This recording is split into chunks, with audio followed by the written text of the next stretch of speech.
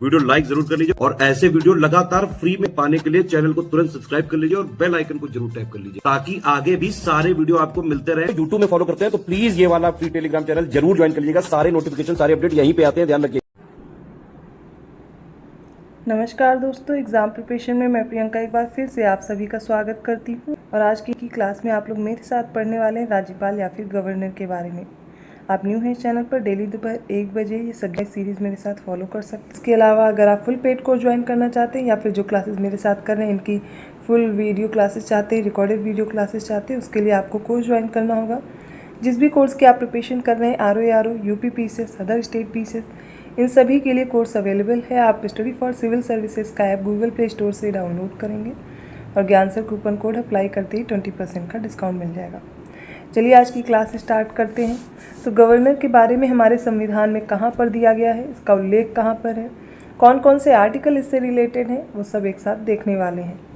तो संविधान के छठे भाग में पार्ट 6 में आर्टिकल 153 से लेकर आर्टिकल 167 तक राज्य की कार्यपालिका के बारे में बताया गया है। अब राज्य कार्यपालिका के कौन कौन से अंग होते हैं उनको देखेंगे। तो इसमें राज्यपाल आता है, मुख्यमंत्री है, मंत्री परिषद है और राज्य के महाधिवक्ता अर्थात एडवोकेट जनरल आते हैं। इस तरह राज्य में राज्यपाल का कोई कार्यालय नहीं होता है, जैसे कि केंद्र में उपराष्ट्रपति होते हैं। राज्यपाल राज्य का कार्यकारी प्रमुख अर्थात संवैधानिक मुखिया होता है और राज्यपाल केंद्र सरकार के प्रतिनिधि के रूप में भी कार्य करता है। इस तरह जो राज्यपाल है वो कार्यालय दोहरी भूमिका निभाता है। लेकिन जैसा कि 1979 में सर्वोच्च न्यायालय के द्वारा कहा गया था कि किसी राज्य के राज्यपाल का पद केंद्र सरकार के अधीन नहीं होता है और ये एक संवैधानिक पद है जो कि स्वतंत्र संवैधानिक पद होता है और केंद्र सरकार के नियंत्रण में या उसके अधीन नहीं होता है। सामान्यतः प्रत्येक राज्य के लिए एक राज्यपाल होता है, लेकिन 7वें संविधान संशोधन अधिनियम 1956 की धारा के अनुसार एक ही व्यक्ति को 2 या 2 से अधिक राज्यों का राज्यपाल भी नियुक्त किया जा सकता है। जरूरी नहीं है 2 राज्य ही होंगे, 2 से अधिक भी हो सकते हैं। तो स्टेटमेंट अगर आपके क्वेश्चंस में आता है तो ध्यान रखिएगा क्या पूछ रहा है। संविधान के अनुच्छेद 155 के तहत राज्य के राज्यपाल की नियुक्ति भारत के राष्ट्रपति के द्वारा की जाती है। सामान्यतया राज्यपाल का जो कार्यकाल है वो पद ग्रहण से 5 वर्ष की अवधि के लिए होता है। अनुच्छेद 156 क्लॉज 1 के तहत राज्यपाल राष्ट्रपति के प्रसाद पर्यंत अर्थात जब तक राष्ट्रपति चाहे अपना पद धारण करता है। आर्टिकल 156 क्लॉज 2 में देखिए, इसके अंतर्गत राज्यपाल राष्ट्रपति को अपने हस्ताक्षर सहित लेख प्रस्तुत करके अपने पद को त्याग कर सकता है। तो ये पहले तो राष्ट्रपति के प्रसाद पर्यंत जब तक राष्ट्रपति चाहते तब तक अपना पद धारण कर सकते हैं, या फिर अपना पद त्याग करना चाहते हैं तो अपना लेख किसे प्रस्तुत करेंगे, राष्ट्रपति को। संविधान ने राज्यपाल के रूप में नियुक्त किए जाने वाले व्यक्ति के लिए 2 अर्हताएं निर्धारित की। पहली तो भारत का नागरिक होना चाहिए, दूसरी उसकी आयु बताई गई है कि वह 35 वर्ष की आयु पूर्ण कर चुका हो। लेकिन इन वर्षों में इसके अतिरिक्त 2 अन्य परंपराएं भी जुड़ गई हैं, जैसे कि इन परंपराओं का उल्लेख संविधान में तो नहीं किया गया है। पहला है उसे बाहरी होना चाहिए, यानी कि वह उस राज्य से संबंधित नहीं होना चाहिए जिस राज्य में उसे राज्यपाल नियुक्त किया गया है, ताकि जो राज्यपाल स्थानीय राजनीति है उससे मुक्त रह सके। और दूसरा क्या है, तो जब राज्यपाल की नियुक्ति हो तब राष्ट्रपति के लिए आवश्यक हो कि वह राज्य के मामले में मुख्यमंत्री से परामर्श करे ताकि राज्य में संवैधानिक व्यवस्था सुनिश्चित हो। यद्यपि दोनों परंपराओं का कुछ मामलों में उल्लंघन भी देखा गया है। संविधान सभा में इस बात पर काफ़ी बहस हुई कि राज्य का राज्यपाल नियुक्त किया जाने वाला हो या फिर निर्वाचित किया जाने वाला। तो कृष्णाचारी, BG खेर, GB पंत जैसे नेता निर्वाचित राज्यपाल का पद सृजित किए जाने के पक्ष में थे, जबकि अंबेडकर, जवाहरलाल नेहरू जैसे नेता नामित या फिर नियुक्त किए जाने वाले राज्यपाल के पद के पक्ष में थे। जम्मू और कश्मीर के उपराज्यपाल की नियुक्ति भारत का राष्ट्रपति करता है। राज्य सरकार के सभी कार्यकारी कार्य औपचारिक रूप से राज्यपाल के नाम पर होते हैं। अनुच्छेद 239 का 5 संघ राज्य क्षेत्र दिल्ली के मुख्यमंत्री की नियुक्ति राष्ट्रपति द्वारा की जाएगी। फिर इसके बाद आता है आर्टिकल क्लॉज 3 सब क्लॉज का। इसके अनुसार राज्यपाल की जो नियुक्ति है, परिलब्धियां हैं, भत्ते हैं, उसके पद से संबंधित अन्य व्यय राज्य की संचित निधि पर भारित होते हैं। संविधान का अनुच्छेद है 164 क्लॉज 1 के अनुसार मुख्यमंत्री की जो नियुक्ति है वो राज्यपाल द्वारा मंत्रियों की जो नियुक्ति है वो राज्यपाल के द्वारा मुख्यमंत्री की सलाह पर होती है। राज्यपाल राज्य विधानसभा का अभिन्न अंग होता है। वह राज्य विधानसभा के सत्र को बुलाने या फिर सत्रावसान करने तथा विघटित करने की शक्ति भी रखता है। राज्यपाल राज्य विधान परिषद के कुल सदस्यों के 1/6वें भाग को नामित करता है। आर्टिकल 165 के तहत राज्यपाल उच्च न्यायालय का न्यायाधीश होने के लिए योग्य किसी व्यक्ति को राज्य का महाधिवक्ता नियुक्त करेगा। राज्य विधानमंडल द्वारा पारित किसी विधेयक को राज्यपाल स्वीकृति दे सकता है, स्वीकृति देने में स्थगन कर सकता है या फिर विधेयक को राष्ट्रपति के विचारार्थ आरक्षित रख सकता है। वह विधेयक को पुनर्विचार के लिए वापस कर सकता है, लेकिन धन विधेयक के मामले में ऐसा नहीं होगा। तो राज्यपाल के पास कौन कौन सी शक्ति, पहले तो वो अपनी स्वीकृति दे सकते हैं, दूसरा है स्वीकृति देने में स्थगन कर सकते हैं या फिर राष्ट्रपति के लिए यह आरक्षित रख सकते हैं और पुनर्विचार के लिए वापस भी करेंगे, लेकिन धन विधेयक में नहीं कर सकते। राज्य विधानमंडल द्वारा विधेयक को पुनः भेजे जाने पर राज्यपाल को अपनी स्वीकृति देनी होती है।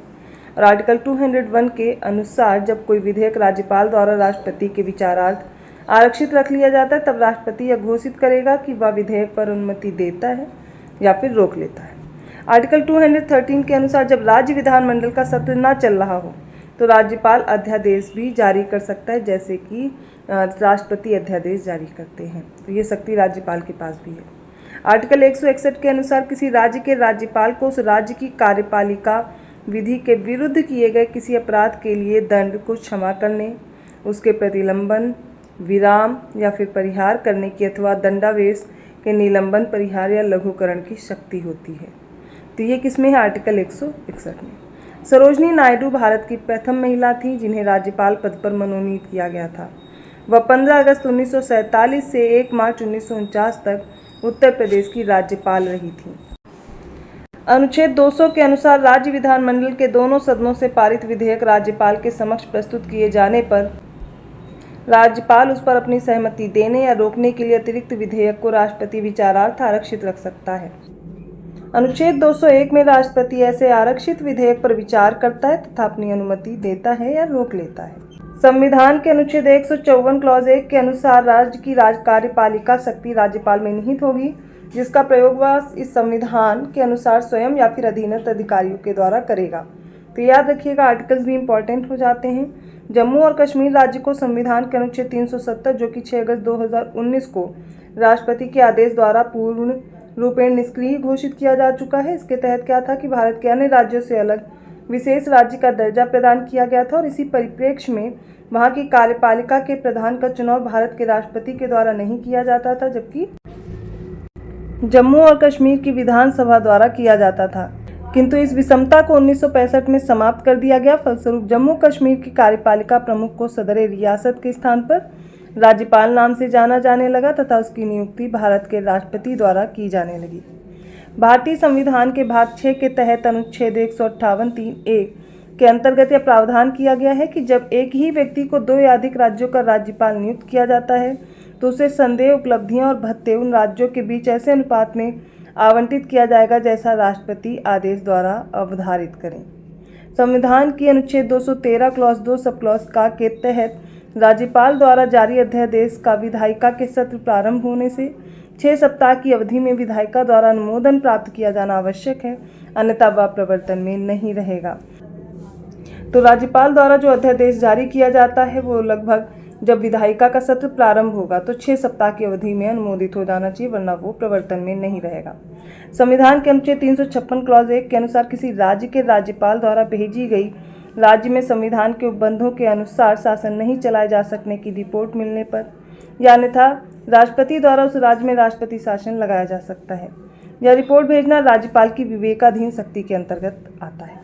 अगला आर्टिकल 168, इसके तहत राज्य की विधायिका का अंग होता है। राज्यों के उच्च न्यायालयों के न्यायाधीशों की नियुक्ति आर्टिकल 217 के तहत राष्ट्रपति द्वारा की जाती है और राज्यपाल के पास राष्ट्रपति की तरह आपातकालीन शक्तियां नहीं होती। 161 को डिस्कस करना था कि इसके अनुसार किसी राज्य के राज्यपाल को उस राज्य की कार्यपालिका विधि के विरुद्ध किए गए किसी अपराध के लिए दिए गए दंड को क्षमा करने, उसका प्रतिविलंबन करने, विराम या परिहार करने की अथवा दंडादेश के निलंबन, परिहार या लघुकरण की शक्ति होगी।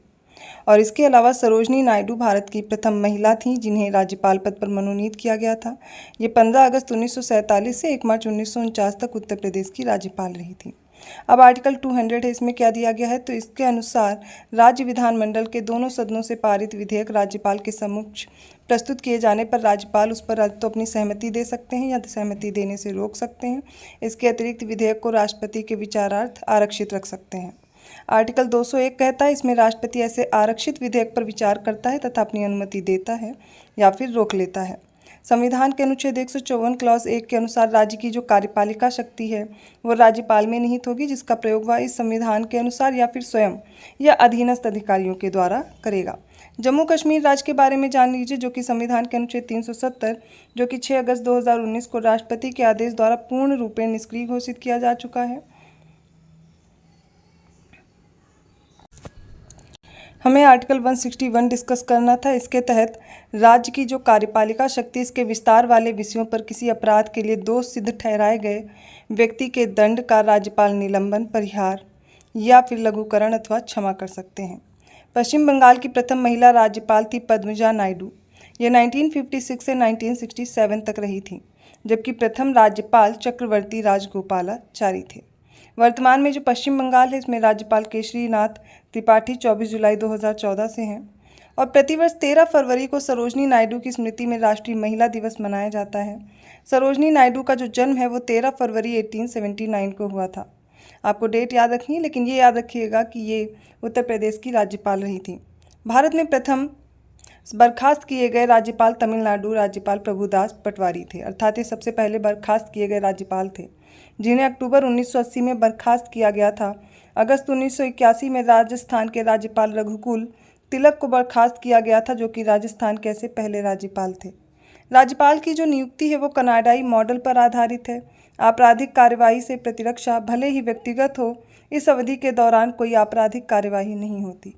राज्यपाल पर महाभियोग चलाने का कोई प्रावधान संविधान या विधि में नहीं किया गया है। सरकारिया आयोग ने सिफारिश की थी कि दुर्लभ और बाध्यकारी परिस्थितियों को छोड़कर राज्यपालों को उनका 5 साल का कार्यकाल पूरा करने से पहले बर्खास्त नहीं किया जाना चाहिए। सुप्रीम कोर्ट ने शमशेर सिंह केस 1974 और नवाब रेबिया केस जो कि 2000 में हुआ था, कहा था कि मंत्रियों की नियुक्ति और बर्खास्तगी से संबंधित मामलों में राज्यपाल मुख्यमंत्री की सलाह मानने के लिए बाध्य होते हैं। फ्लोर टेस्ट क्या होता है? यह बहुमत परीक्षण के लिए प्रयोग किए जाने वाला एक अंग्रेजी शब्द होता है।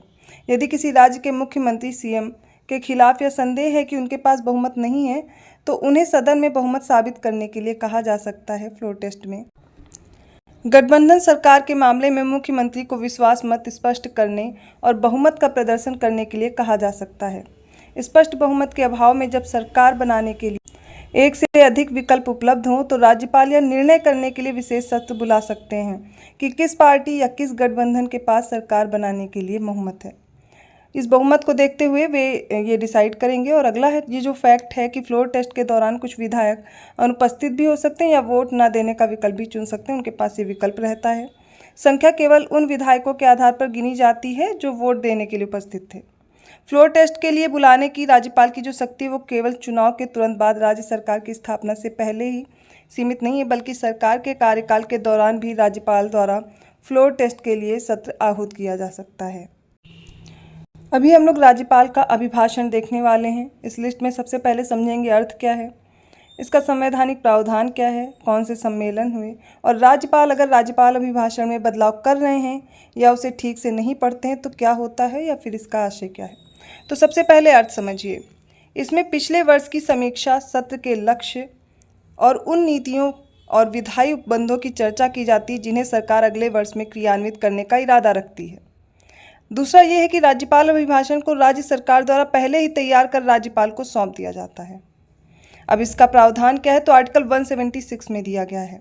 राज्यपाल का विशेष अभिभाषण राज्यपाल विधानसभा या विधान परिषद वाले राज्य के मामले में दोनों सदनों के एक साथ संबोधित करते हैं। इन दोनों सदनों को विधानसभा के प्रत्येक आम चुनाव के बाद पहले सत्र की शुरुआत में और प्रत्येक वर्ष के प्रथम सत्र के प्रारंभ में।